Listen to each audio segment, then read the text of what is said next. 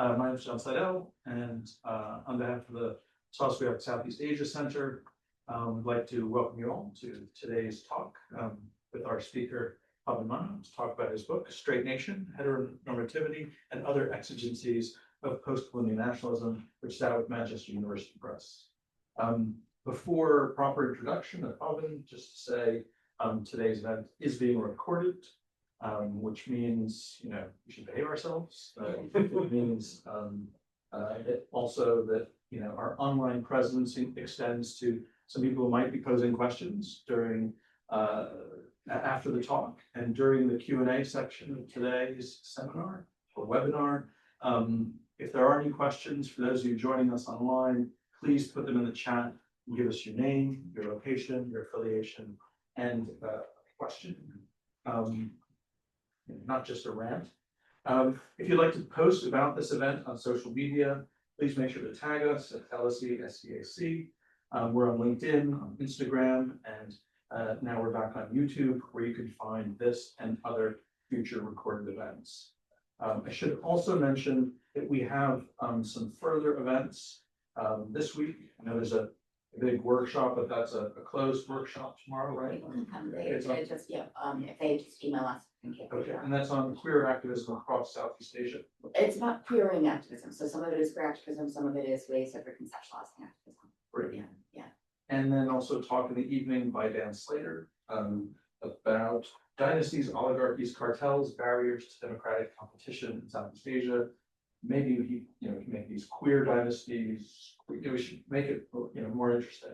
On Monday we have a talk by Sana Jaffrey, Impunity from Below, Vigilantism of State in Democratic Indonesia. And on Wednesday next week, Huyduk and the Rise and Fall of Renovation Vietnam with Peter Zinnemann from the University of California, Berkeley, and the founder, editor of the Journal of Vietnamese Studies. So we have, a sort of final week of events, and then onwards when we resume in January, sort of a whole array of things going on in January. But without further ado, it's a real pleasure to introduce Pavan Mano, who's a lecturer in global studies at King's College London next door, and actually interwoven with the LSE, it seems, increasingly. He's a cultural theorist who works in contemporary literature and cultural studies. He receives a PhD in English literature and cultural studies from KCL, and his research engages with critical literary theory as well as postcolonial studies, queer studies, and the study of nationalism and more broadly social and political theory. And his first monograph, Straight Nation, was published, as I mentioned, early this year, and he's here to talk about it there and share his thoughts about it with us today. So many thanks, Pavan, for joining us. Please join me in welcoming him properly.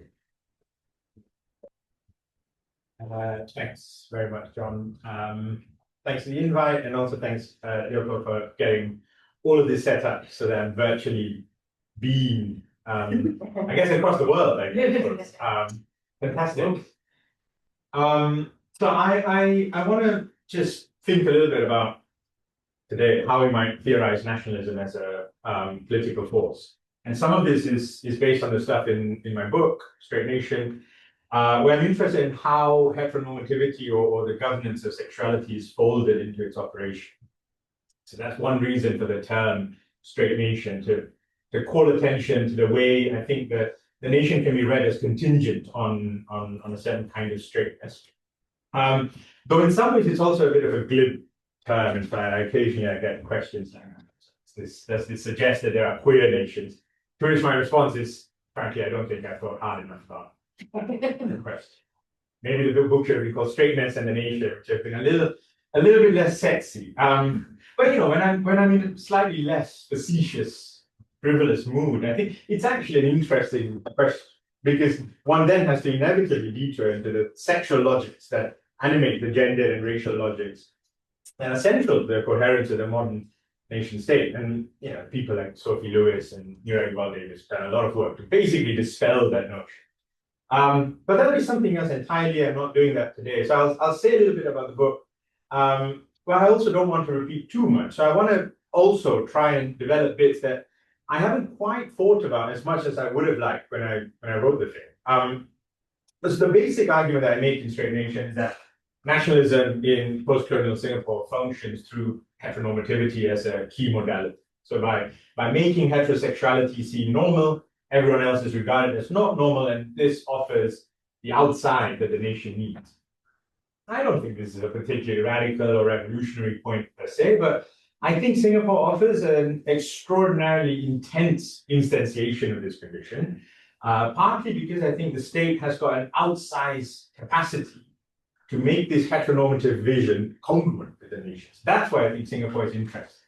And I theorize Singapore as a straight nation because, very briefly, it makes a set of demands on the model subject that are tied to a particular form of heterosexual expression, heterosexual coupling, marriage, reproduction, and so on.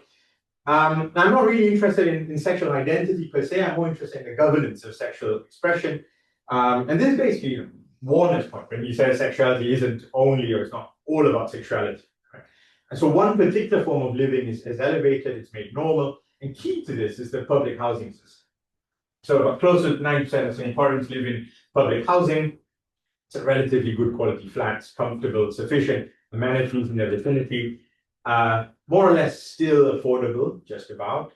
And there's an important link here about how the nation can be mapped onto the home as a political strategy that often operates under the sign of domopolitics.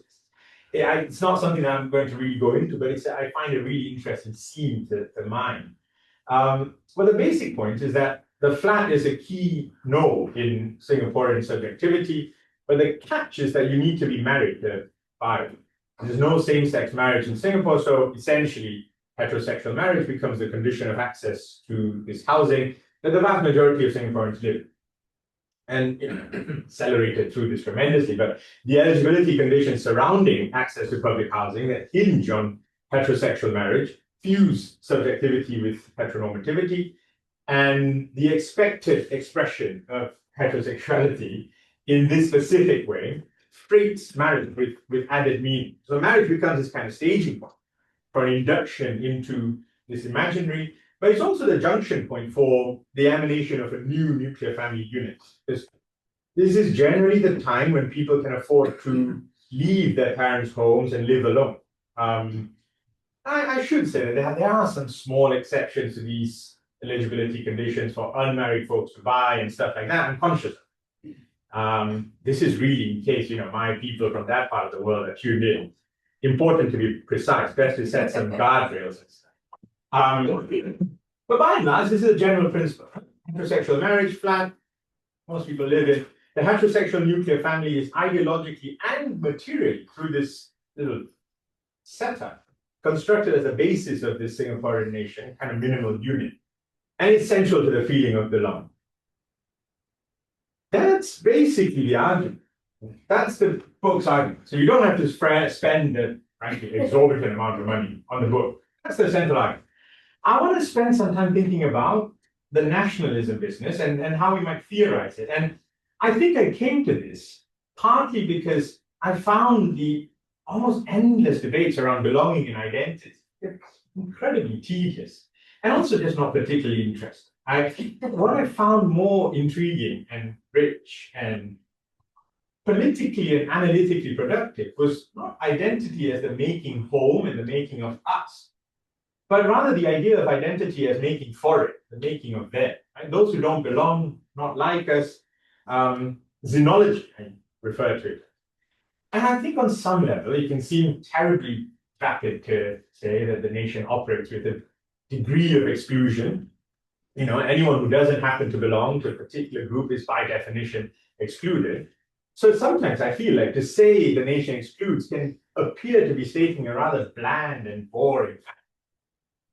I also think this is the general temperament of liberal modernist theories of the nation. I'm thinking of people like Gellner and Anderson, who these people pushed back on earlier primordialist theories of the nation, but essentially they view the nation through quite rose-tinted lenses of belonging, and exclusion is this kind of benign byproduct. You don't talk about it too much.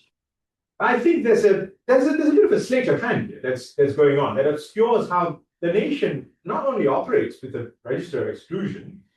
I actually think exclusion is all it has. Belonging writes itself by dipping from the inkwell of exclusion. And so the nation is rife with divisions, constantly conjuring up this figure of the zenith that mutates in various directions and ways. And it seems to me like this is a point that a whole swath of nations and nationalism scholarship has, they need to look past or just not think about too much. So Anderson is right in contending that the nation is capable of imagining itself as a we. But I don't think he really accounts for the fact, there's a bit towards the end, but I don't think he really accounts for the fact that, it always also requires generating a there.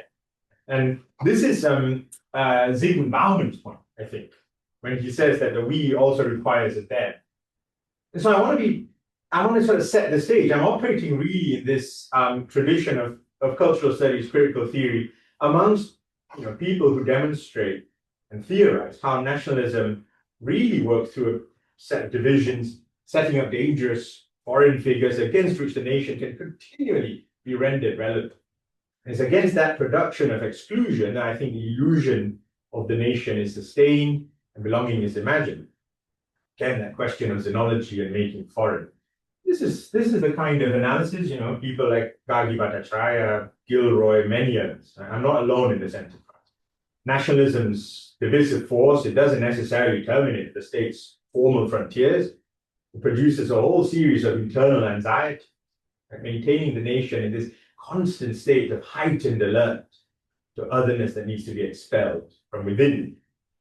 And I think liberal modernist theories of the nation, they struggle with this particular analytic point, because you need to really understand that or really analyze it. You need a fundamentally different reading of the nation itself.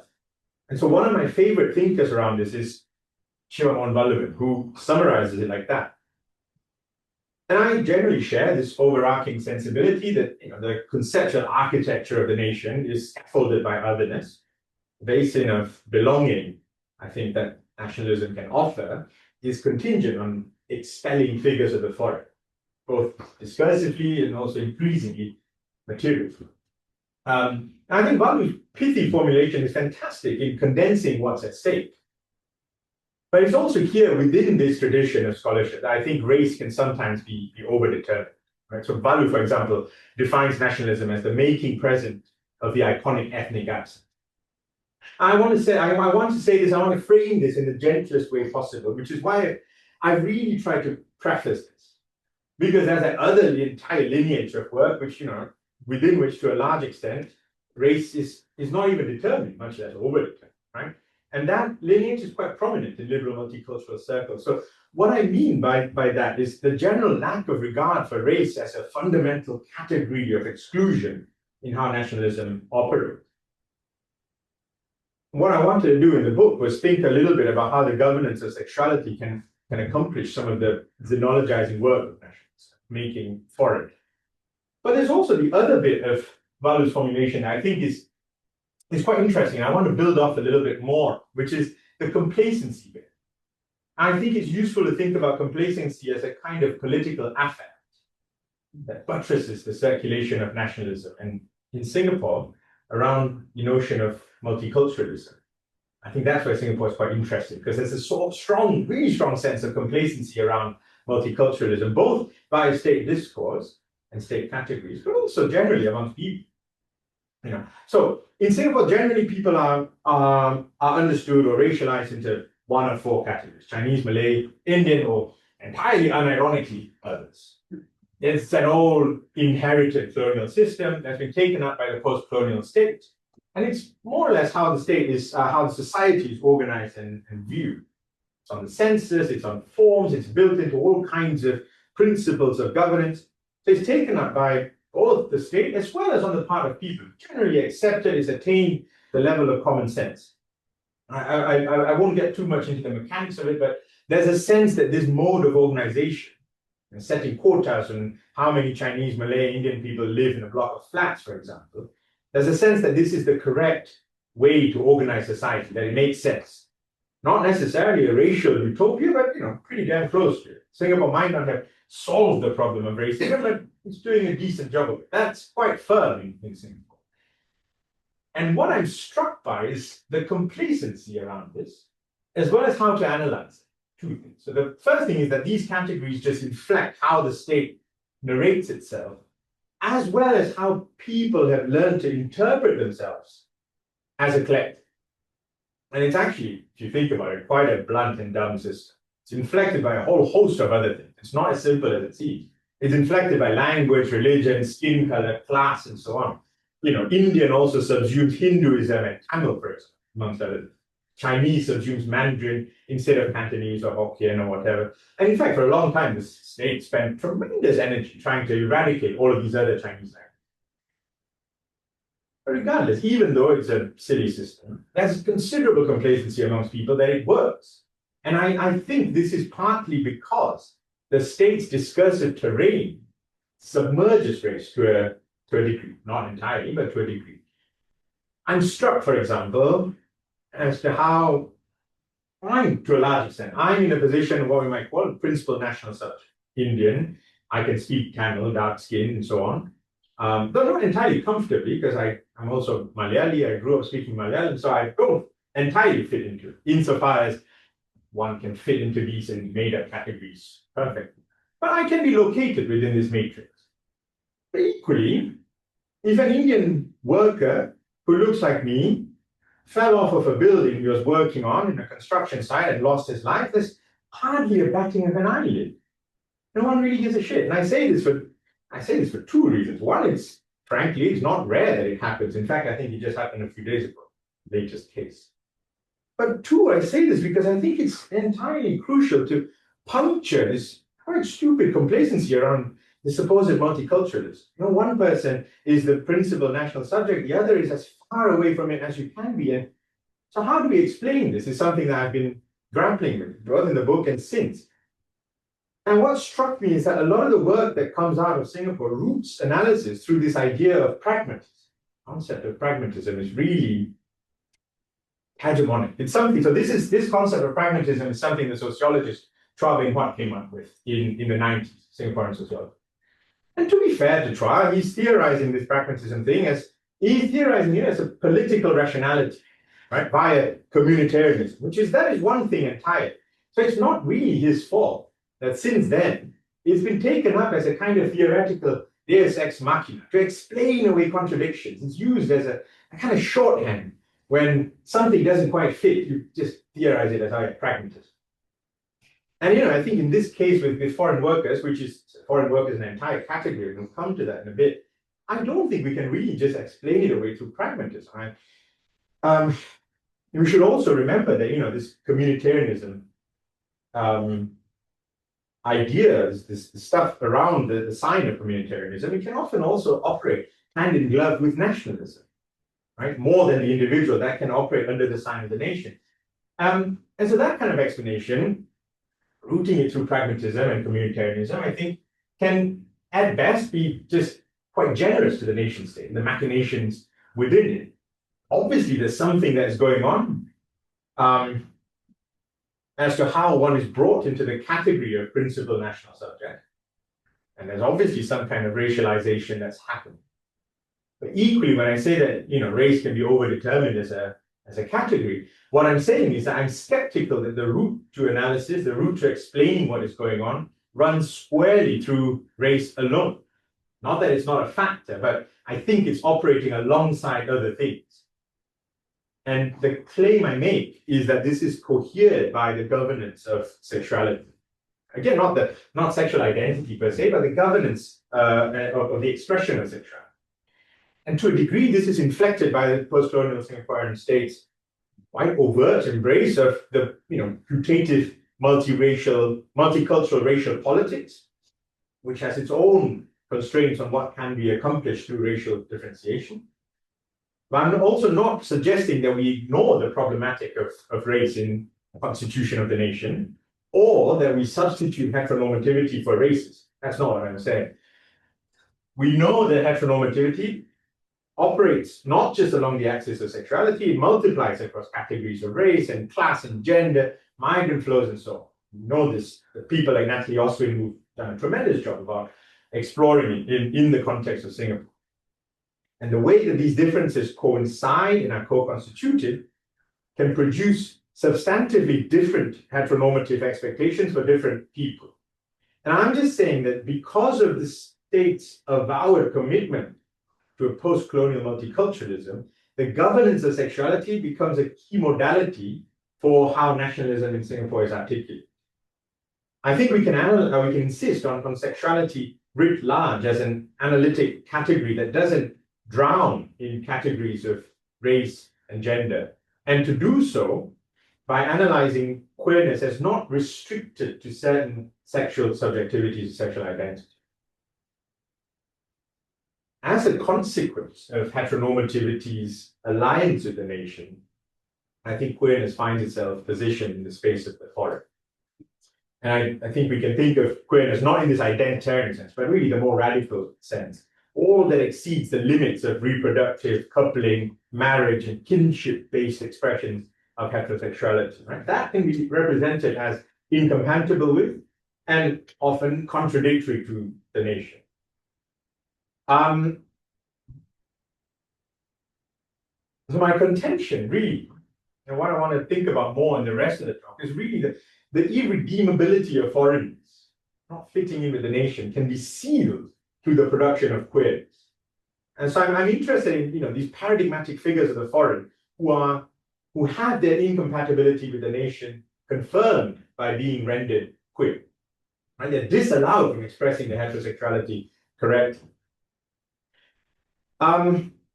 Earlier, I used the term foreign workers. That's one of the terms that's most commonly used in government and public discourse to refer to the non-citizen workforce in Singapore, foreign worker and foreign talent.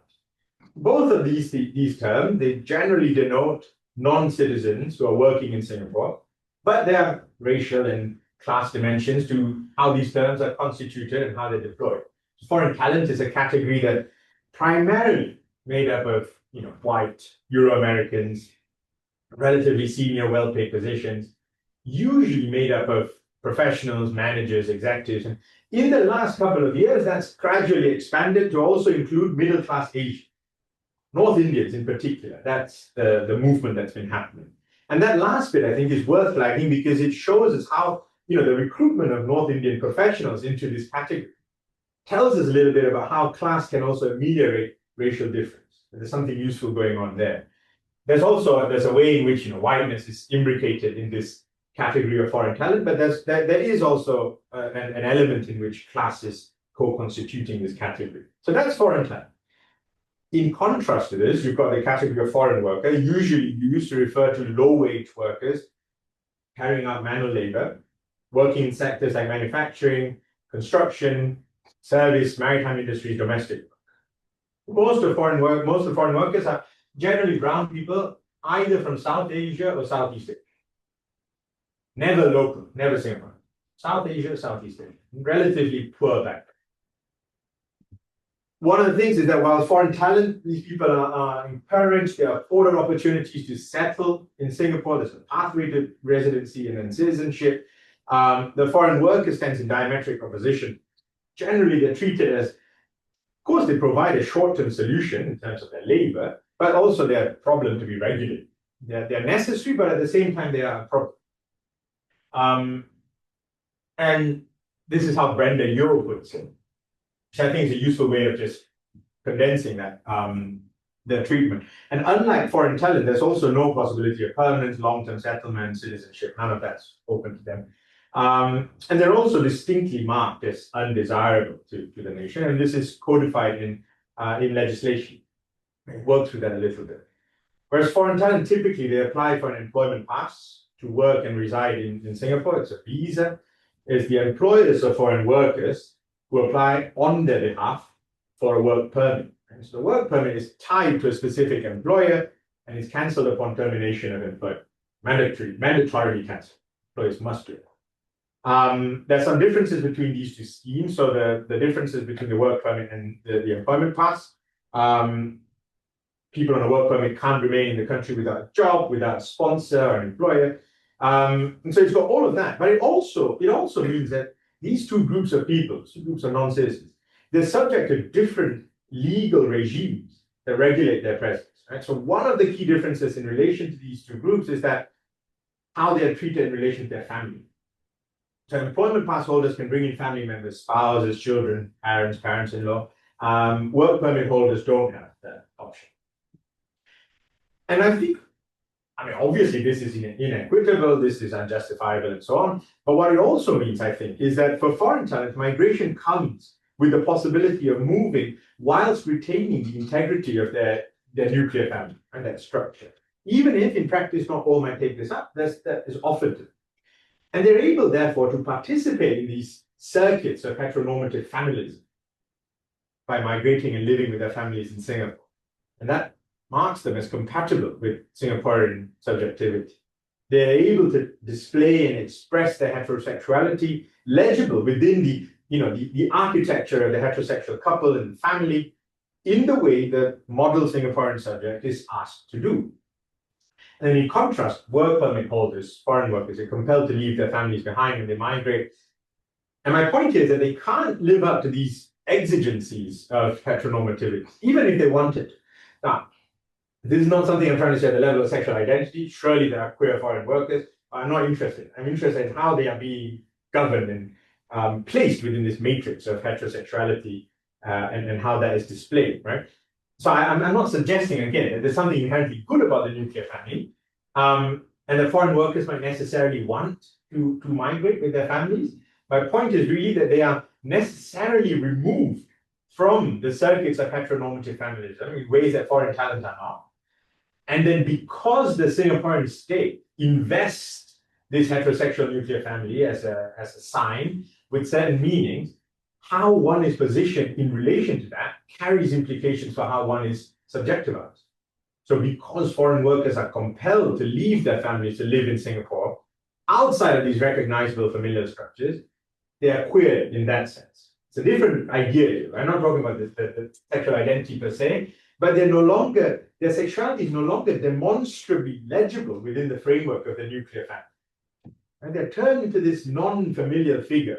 And then because they've been marked out as incompatible with a nation that tries to insulate it from them, there's legislation that has to be placed around it to insulate people from this dangerous foreign figure. So there are further restrictions if foreign workers are not married. So foreign workers as work permit holders, I'll get the text up here. So foreign workers as work permit holders are subject to the Employment of Foreign Manpower Act.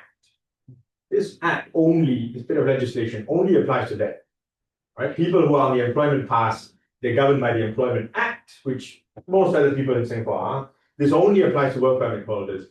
And it forbids foreign workers from getting married to Singaporeans and permanent residents. It's codified in legislation. I think it's interesting. If heteronormativity in Singapore calls for the expression of a particular kind of heterosexuality, which molds and structures subjectivity in the country, those who fall into that category of foreign workers are denied the possibility of expressing themselves in this manner, even if they want.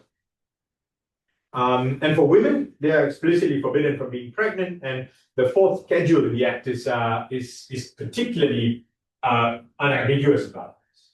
So they have to.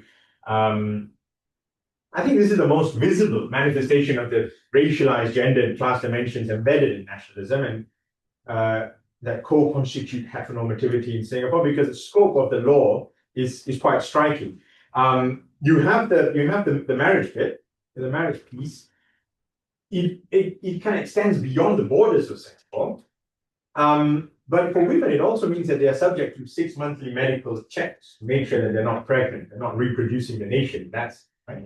And 6 month interval just really means that any kind of illegitimate pregnancy can be detected before the third trimester, right? And they can be, I think the language in legislation is repatriated, they can be deported without delivering the child on Singaporean shore.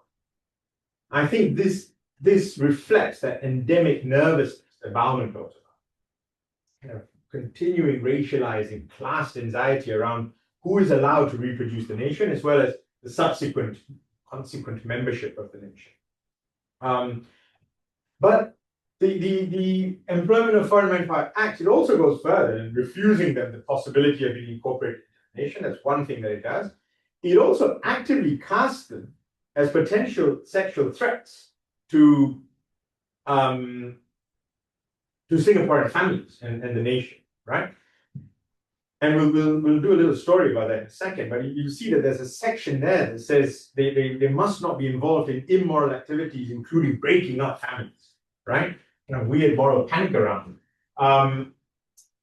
There is a way here where heterosexual desire that's now been removed from the safe site of the heterosexual couple and ensconced safely in marriage. Necessarily, they have to do this. They've been taken out of it. But once heterosexual desire has been taken out of that unit, it becomes cast as dangerous, and it requires some intrusive regulation because of the risk that it poses to the nation. And the law here, it does some quite important pedagogical work, because this is reproduced in a quite quotidian manner amongst Singaporeans. It's not unusual to hear Singaporeans talk this way. So a story, let's do a quick story, and then I think we'll get to 45 minutes. In September 2008, Serangoon Gardens, which is this quite relatively affluent middle-class kind of neighborhood, was the center of a pretty heated controversy. So early that month, it had been reported that the Ministry for National Development was considering converting Serangoon Gardens Technical School, an old school, it's been decommissioned. They were considering converting that school into a dormitory for up to about 1,000 foreign workers. Now, that site was about 10 meters away, less than 10 meters away, from the nearest house along Burghley Drive in Serangoon Gardens. And when people found out, residents found out, they were deeply upset. They sent a petition to the minister. They stated that the government's proposal would create security and social problems and spoil the ambience of the estate, quite euphemistic terms. But then in media reports, we've got some far more forthright views. People who were interviewed, anonymous, said that they were worried, and they were worried, and quote, low-skilled foreigners would soil their parks and clog up their streets, as well as violate their children and women, end quote. Others complained that, quote, workers often hung out in groups and would spit and litter, end quote. It's important to remind ourselves here, right? It wasn't all non-citizens who were the targets of fear and ire. It was specifically foreign workers, right? These brown people from relatively poor communities than most in Singapore, those who are positioned in multiple ways as fundamentally incompatible with the nation and cannot be reconciled, were the target. And in the days that followed, this quite localized hysteria became a national hysteria. Plenty of Singaporeans articulated their support for keeping foreign workers away from population centers.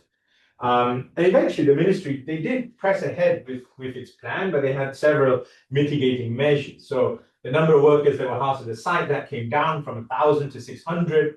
The site itself was set further back than initially proposed, because they constructed what was called a buffer zone, basically a set of 2 fences that no one could go through. And the entrance to the site was changed. So a new entrance was constructed directly off the highway. So the entrance via the neighborhood was sealed off. You couldn't enter via Burghley Drive. That was closed off. The government paid $2 million to about 1.1 million pounds, depending on whatever exchange rates are. A huge sum of money to construct a dedicated access road directly off of the highway, so that the vehicles that ferry workers could enter and exit dormitory premises without having to pass through the neighborhood. And the idea was to insulate this group of people away as much as possible.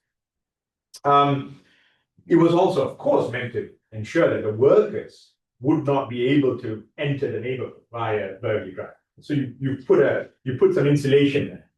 And the ministry also really emphasized in public statements that the dormitory would be self-sufficient, amenities, provision shop. And they said that, again, quote, workers would have little reason to leave. And that was meant to be a kind of reassurance to the residents that these people are not likely to come out into your area. Eventually, the dormitory opened in 2009, quite minimal fuss. People generally, agreed that this was all a bit overblown, including the residents there. But also that constituency would eventually vote against the ruling PAP in the 2011 general election. So the foreign minister, who was one of the major MPs in that constituency, was thrown out, right? And a big part of that was the lingering anger around this dormitory. I think if you follow Singaporean politics closely, prior to 2011, voting against the PAP was already quite bad. Voting to get a Prime Minister out, that was unheard of. It's never happened. And I think the sentiments that swirled around Serangoon Gardens, they map really neatly onto the largest nationalist sentiment in Singapore. It shows how foreign workers were cast in the national imagination as figures of sexual threat and access. And much of the discussion around the foreign worker was being allowed into these sites of local Singaporean domesticity was racialized and gendered, and it mapped a kind of sexual overdetermination. Leonora Leons, I think, does a fantastic job in articulating. There's a really, really strong connection between domesticity, heteronormativity, and the structuring of subjectivity in Singapore, right? And the places where these neat triangulations are disrupted are the places where you have the specter of queerness, right? Places where the people who defy or who are unable to live up to it reside. And it's the collective residence of foreign workers, these dormitories, foreign worker dormitories, the kind that were proposed to be built in Serangoon Gardens. That's one such place. And if we just go back to the fourth schedule in the legislation and recall the special mention reserved for the injunction against breaking up families, I think it reflects this certain anxiety around the figure of the foreign worker. It's racialized, classed, and gendered. When they're taken out of the confines of the heterosexual nuclear family, the foreign worker is sexually overdetermined. It's a threat. The male foreign worker, in particular, is produced as a sexual threat. And the women, majority of whom work as domestic, live-in workers, they are produced as a kind of temptress, right? Whose excessive sexuality could disrupt the sacrosanct institution of marriage in the heterosexual nuclear family.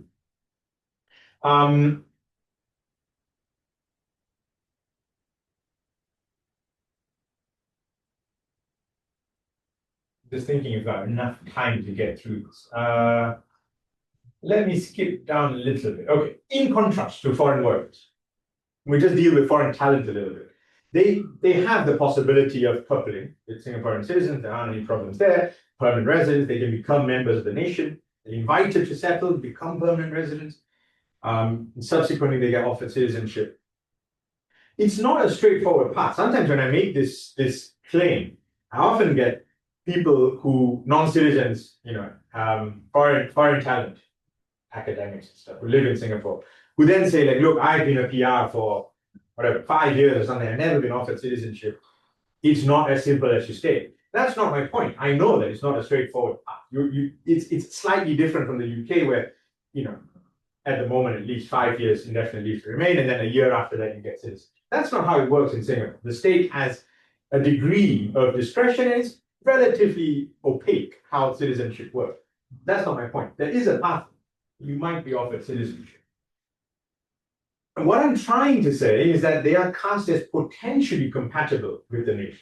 That's what I'm not saying that it's easy for them, but they're cast as potentially compatible. They might be offered citizenship. It's precisely this potentiality, right, that they might be suitable constituents of the nation that grants them some relief from the full extent of xenology that non-citizens are exposed to. That's the thing that kind of grants them a little bit of relief. Foreign workers don't have any of it. They don't have any of that potentiality. It's quite clear. These people, they are here to do a job. We need them to do a job. We need them for labor. Unfortunately, their labor is attached to bodies, and we need to regulate those bodies. That's the general logic, right? And so they're ineligible for domestication. They're not compatible with the nation. And it's in this sense that I think it's useful to think about how different non-citizens in Singapore are rendered differently for it. There's a differentiation of deservedness, a differentiation of xenology. The degree to which one is xenologized can turn upon which subcategory of the foreign one occupies. And I find it quite striking that around, the scholarship around queerness and Singaporean nation, there's really only Natalie Oswin in recent years, 2020 or so, who makes this connection. It's quite striking. And I like Oswin's work. I think, she's a tremendous thinker and really influential to how I've thought about Singaporean nationalism. I don't substantively disagree with Oswin's sentiments, but I also think it's worth pushing the argument a little further. Right? while the sense of extra-national conveys the sense of being outside and beyond, right, to the scope of the nation, I don't think it carries that much of a value judgment.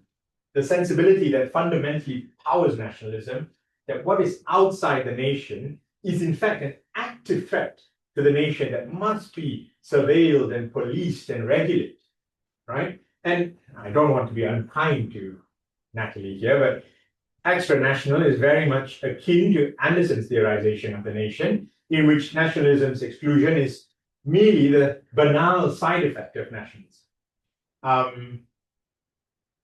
The side effect of inclusion, rather, not national. Banal side effect of inclusion. I think the problem that we have to contend with is that the extra-national is precisely what the national is predicated upon, right? The gesture of exclusion is both the condition and the limit of inclusion. So we should be quite precise here in locating the force of exclusion that's being produced by nationalism. Foreign workers are not merely rendered extra-national, they're being rendered what I call in the book counter-national. They run counter to the nation. And it's precisely because they're rendered counter-national in a range of racialized, gendered, classed ways that they're denied the possibility of living a life that could meet the exigencies of heteronormativity in Singapore. So there's other things I could say, but I was told 45 minutes is a good time to stop. So I think we'll stop there, and then maybe we'll deal with anything else in questions. Thank you very much. Many thanks. That's super interesting talk. Well, we open up to Q&A. Absolutely. You can. One of my, and I'm not a big fan of Slavoj Žižek, but one of my favorite things that he's done in recent years, he said, can I ask the first question? The first question, if you had a bit more time, what would you say? And then he just continues talking. So as long as we don't do that, I think we can have a fruitful Q&A. Yeah. This was fascinating. So one thing which is actually more of a comment, that there could be a question there, but I'm just not sure how to frame it, which is one thing I just had never really thought about it until you articulated it, was the idea of the CMIO model and all of that, and the racial quotas within HTB.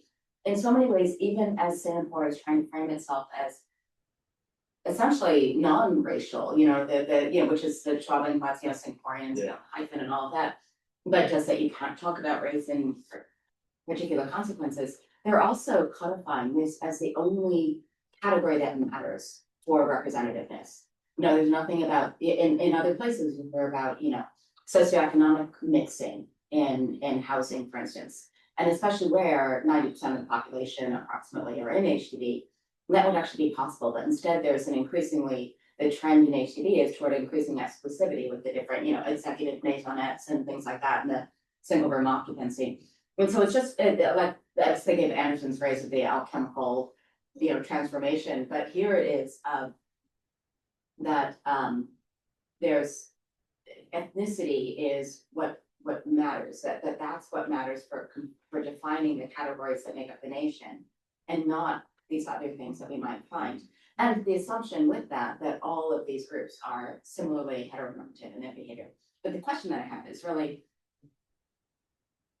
is there a term, I can't think of one, so I'm not sure if there is, I'm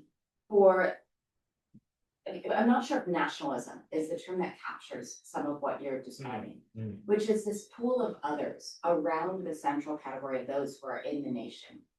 So this management of populations are within the state territory, but are not within the nation, which gives a lot to the idea of the nation as being different from ethnicity because it's got a territory attached, right? And so what should we call those residuals that are they're not citizens, but they're given status by the state. So in other words, it's sort of a pseudo quasi, pick your term, citizen status. It's a legal right to be there, but not to be part of the community. So is there a term for that? Fantastic question. I think, maybe I should have said more about this. I kind of struggle with this, basically the same articulation that you come up with, Mary. And in the book, the term that I use, I invent the term that I use is the counter nation. And I tried to theorize it, probably not as much as I should have, and maybe I didn't talk about it as much as I should. But I tried to theorize it as a relatively amorphous entity that is made up of these various sets of figures that run counter to the nation in the sense of they form the constitutive outside. I don't want to think about it as, you know, this potentially revolutionary nation in waiting. That's not how I think about it, but as a relatively amorphous, flexible, fluid entity that's always existing in the relief of the nation. Because, you know, there are many ways in which nationalism can be understood, but I think that the bit that I find most interesting and salient, I think, is its constant rendering of the outside as internally constituted. And so the counter nation became a useful theoretical instrument to think about the various figures that can be animated as foreign, that can be xenologized and rendered relevant at different moments. At some moment, it can be, you know, the Filipino domestic worker. Other times, it can be the Bangladeshi foreign worker. At other times, it can be the white American expat who's, you know, behaving in an un-Singaporean way. And at other times, it can be even people within the putative nation. That's the term. I don't know if that I've used. I don't know if it works entirely. I try to keep it as flexible as possible, but I found that useful to try to describe and share this coterie of people that are appearing, figures that are appearing and disappearing at different moments, but are continually relevant to the functioning of the nation in the nationalist imagination. But the difficulty that you outlined is, yeah, I think it's one that I encountered in the book as well, and that was my kind of response to it. How do you do I'm sorry, I'm Kazi. I'm a second year PhD student in International Relations Department here at LSE. My dad has a pathological fear of sinkholes. So when there was a sinkhole that happened in Singapore, there was a sinkhole that happened in Singapore. I agree. Earlier this year, there was an incident where a Singaporean driver fell into the sinkhole, and a foreign worker had saved her, essentially. And I remember reading on the interwebs that a lot of citizens were saying this is, you know, an act of heroism, this is an act of whatever. We should allow this foreign worker to bring their family into Singapore. So I think that was an interesting episode where we're seeing exactly what you're saying without having articulated that in the masses, right? We're seeing that embodied in ideas. But so my question was more on have you thought about the opposite, which is are there themes of unqueer, so to speak? Yes. So in that episode, it was a heroic act that saved a Singaporean life. Yeah. Is there any other thoughts about that process? That's a really interesting question, but I was just kind of slightly thrown by the last bit when you said unqueer. What do you mean by unqueer? Well, it's more of really interesting. Tell us, say a little bit. Well, it's more of the queerness and the othering, right? Yes. In that sense. So is there Unothering. an unothering? That's the okay. I get it. That's a really interesting question. That I think that's a really interesting anecdote, and also I think it's not uniquely Singaporean, right? That 1 or 2 years ago, I think there was something in France where undocumented Senegalese or some African person of African descent saved someone from a burning building or something, and the calls were, you know, they need to be awarded citizenship. I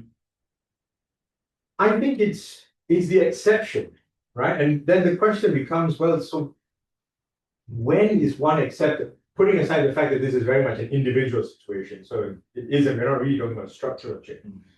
But when is someone able to accrue the amount of goodwill that translates into this point that they should be accepted from all of the strictures of subjectivity in the country, all of the racialized, class, gendered, sexualized anxieties, and be made a member of the nation, is really in the situations where, you know, they've more or less done something that is entirely exceptional. They've put their life at risk, right?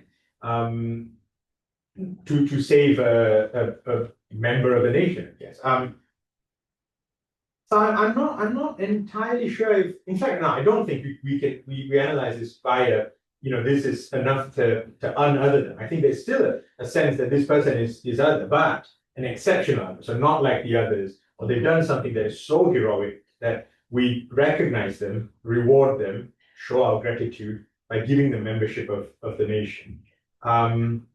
Just to think that, is it the member of the nation or is it humanizing? In other words, if it wasn't so much their citizenship or let them to bring their family, this is what is presented as sort of a fundamental human function in Singapore's normativity. Yeah. So it's a de-othering in a sense of. Because I think in this case, I can't remember entirely, but I think in Singapore there was some residual discussions around should this person be given citizenship as well. And as quickly you had the reasoned voices that were like, oh, you know, we can't just be doing this. Let's take a step back. And so then the family becomes a kind of concession. Okay, we won't give you citizenship, but at least we allow you to bring your family, which would just have been one that isn't a framework for this. What are they going to do? There's no framework that exists. So it was an entirely absurd claim. Because the only way to do it is either they need to change legislation, that doesn't exist, or they have to put this person onto an employment pass, also not good. It was a fantasy, an entire fantasy. But I think the fact that the fantasy was entertained tells us about what you need to do to even be in contention to be humanized or to stand a chance of becoming part of the nation. And really it is to carry out this incredibly exceptional act, right? I mean, sinkholes are terrifying. I'm not sure if I saw that. I don't think I would have been capable of helping. Maybe could call the police and, you know, what could I do? It's a frightening thing, right? So it's an incredibly heroic thing that this person has done, putting themselves at risk. And I think it's quite telling that that's the bar that needs to be met before people talk about, you know, so no one really was talking about maybe we should relook the regime of, you know, work permit regulations, that kind of stuff. It wasn't really that. So I think it was very much an exceptional situation. I think Meredith, that's a great point. It served also the purpose of rendering them human, who are, you know, in regular discourse, treated as subhuman in many ways. Yeah. Actually, just going to pick up on very similar themes, but as a more generalized thing. So you mentioned previously that, sorry, I'm Kaylee, I'm doing postdoctorate in history. But you mentioned that the class sort of divide, that class was becoming more of a factor in the divide between like skilled workers, talent, foreign talent. Yeah. So like that almost is a humanizing on like a major scale. So I wondered if you could delve a little bit more into trends that you noticed or narratives that you noticed where it's not just on the sort of like racial divide, but actually if you're like a very affluent person from like North India, like I said, then they're suddenly entering this other type of work visa. Like I just wondered if you had much to say about sort of like change the narratives and what that's sort of how things. So generally speaking, I think people who are classified as foreign talent are not subject to both the material and ideological dehumanizations that many foreign workers are subject to. Which is not to say that they're free of it. So the case of North Indians, for example, I think it's generally accepted that, you know, to an extent, Singapore as a country needs them. I think the government often makes that argument, tries to persuade the people that it's necessary to have these North Indian professionals who mostly work in tech to come over because the country, there's a bit of the vulnerability piece going on. I haven't really got into, but Singapore is a tiny country.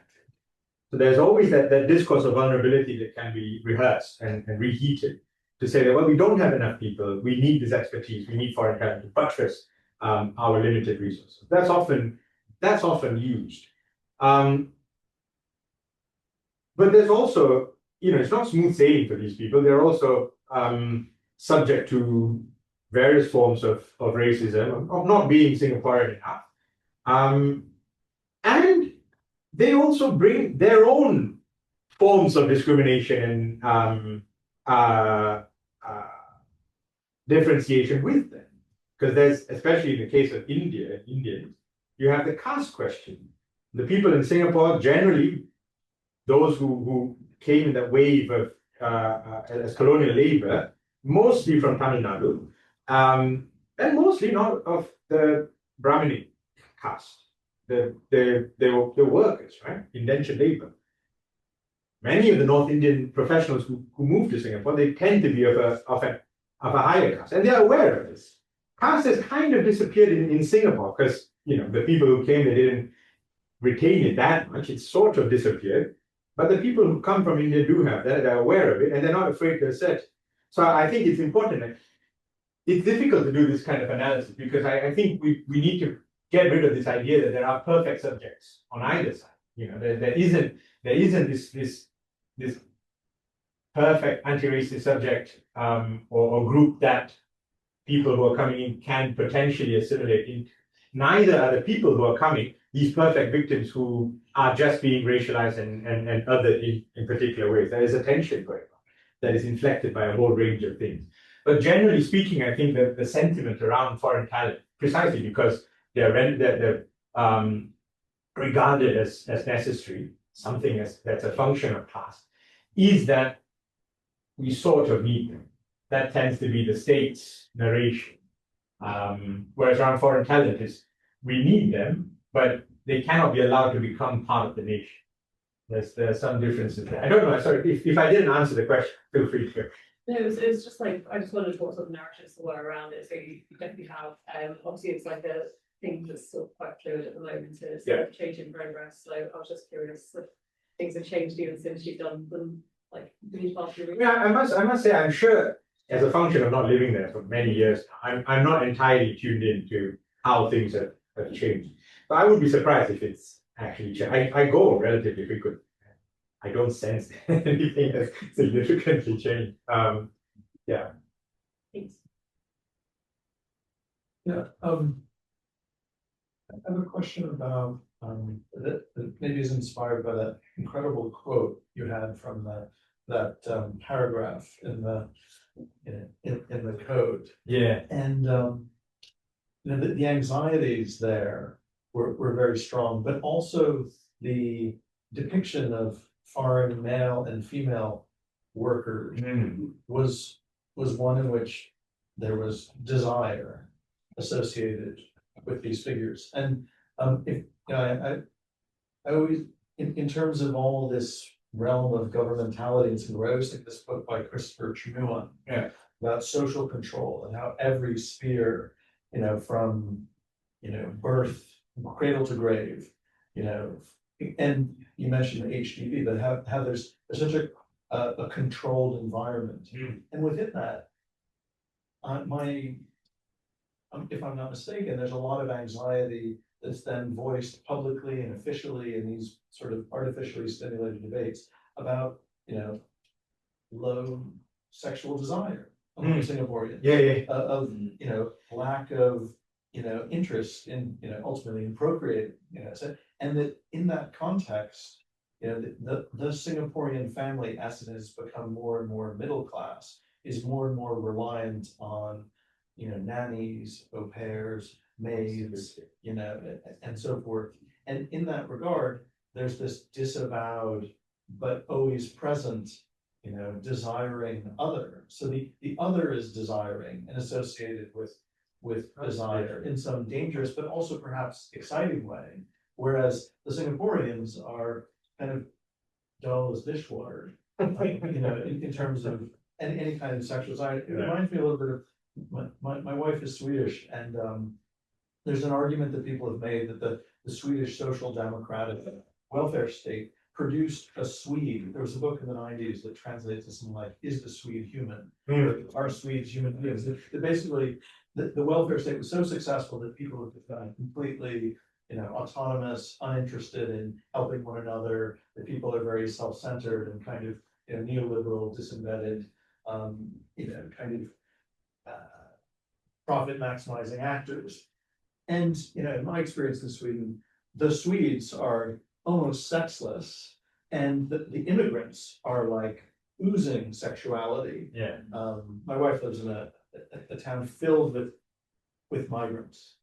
And I just wonder whether there's something going on here like that, in which the projection of desire onto these others and a highly controlled, social experiment for Singaporean citizens produce, very different libidinal kind of energies distributed in ways in people's imagination and maybe in their lived experiences as well. And whether that somehow is part of what's going on here, that is ultimately part of the internal contradiction of this kind of nationalism, in the sense that it leads to some kind of stagnation. It leads to some kind of, I don't know, death spiral, demographically. That's a fascinating.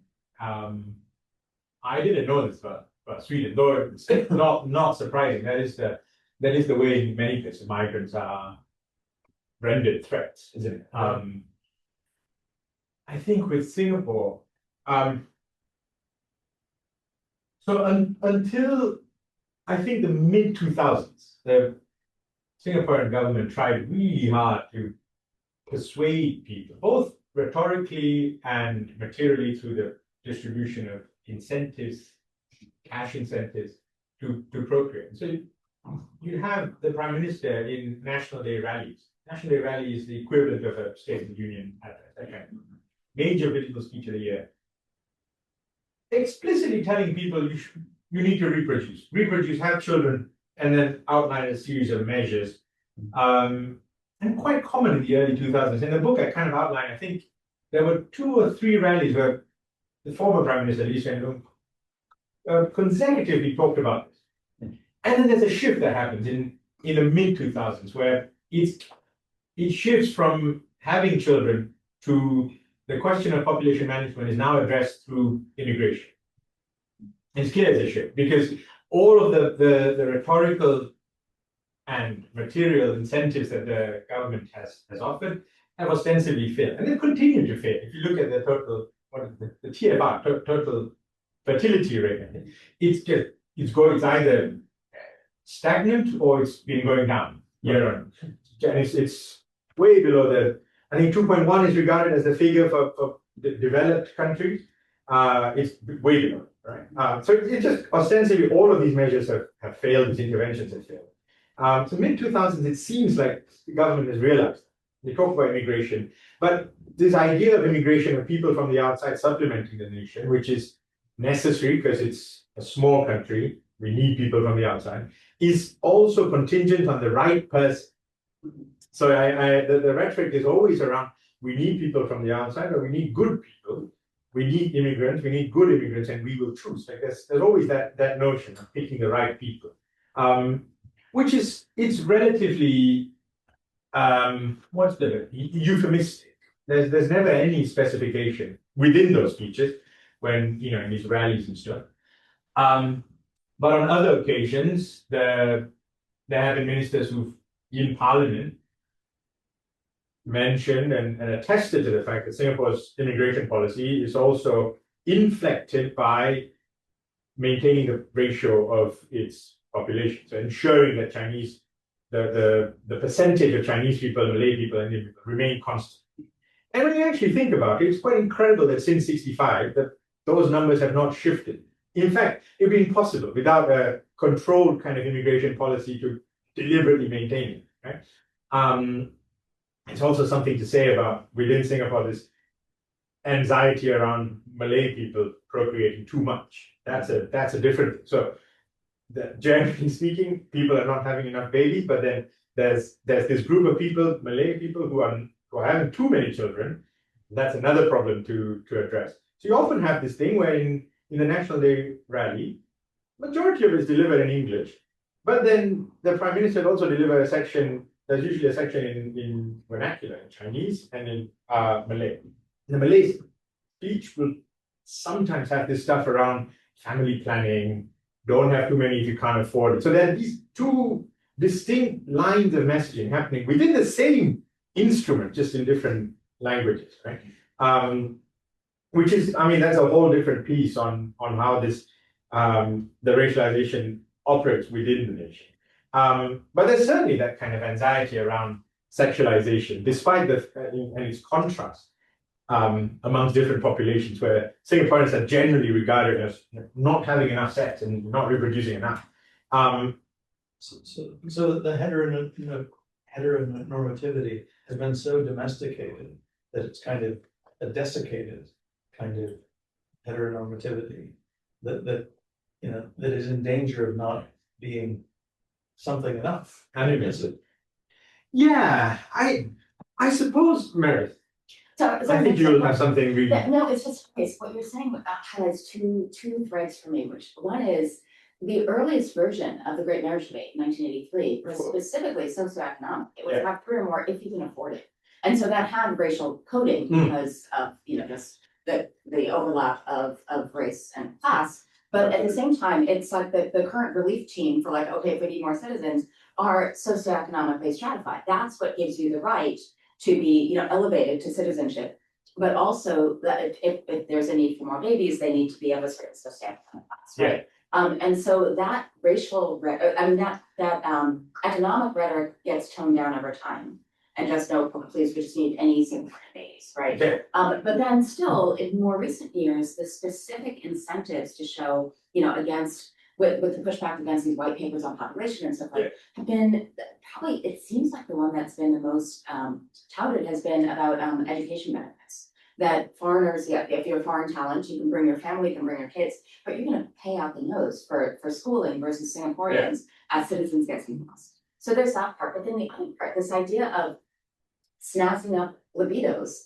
This was like, I think it was George Yo, a long while back, was that line about making Singapore more of a home instead of hotel, but all of this stuff about nightlife and so forth, which was starting in the 2000s, but I can't remember when exactly. They allowed bar top dancing. And I mean, this was all part of this, like, it is trying to, it's part of the marriage campaign in a weird way of making Singapore exciting. And sometimes it'll be framed as though this is for, so foreign workers or foreign talent, will come and see this is an exciting place to be. But how much of this is also tied up with this? How do we get Singaporeans to have more babies? Bar top dancing. But it's just, like things that make it a little bit sexier as a place, in other words. Right. No, but that was, I think that period was an interesting period, and I would say chiefly responsible for that was Richard Florey. Yeah, of course. Yeah. Bit of a grifter, but he was taken quite seriously. So he had this, I forgot the term, but the creative class. Creative class, yeah. Which he himself has disavowed now. He said it doesn't really work, but in the early 2000s, he came up with this thing that there's this creative class of people. If you get these people in, generally your country will do better on economic indicators. And he came to Singapore, he spoke with policymakers, he spoke to members of government. That became influential for a number of years. So this kind of bar top dancing, creating space for the, I think it was referred to as the bohemian villages, that kind of stuff, that was there. And it coincided with a liberalization of the political sphere to a certain extent. So you had the establishment of Speaker's Corner, which allowed for, first time in independent Singapore's history, the legalization of outdoor public protest and that kind of. You had these little shifts.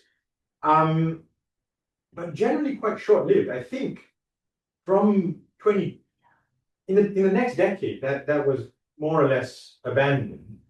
I think that the bit that kind of ties both of these questions together, I think it's a really big question that we won't be able to answer. But the thing that the Singaporean state needs to reckon with but will not reckon with is really the question of labor under its model of capital.